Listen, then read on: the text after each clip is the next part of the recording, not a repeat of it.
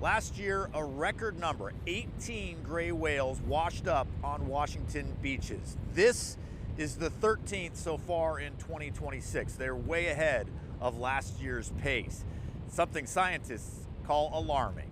It's just majestic, really. Braving the smell was worth it for Zach Rose. I've always wanted to see something like this up close without, wishing harm on anything. And his fiancée, Mariah Scroggins. I feel lucky to have been able to observe without stressing it out in life, but it breaks my heart so much to have been able to immediately recognize there's something wrong with it. After an examination, biologists determined this almost 40-foot-long emaciated gray whale died of starvation.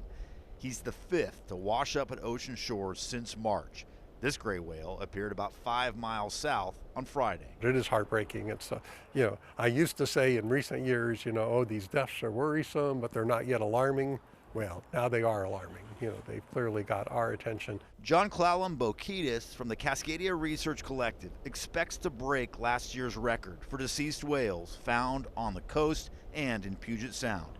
Boaters discovered this one in Deception Pass Saturday. There have been 13 dead gray whales found up and down the Washington coast and at least 2 more in Oregon since March.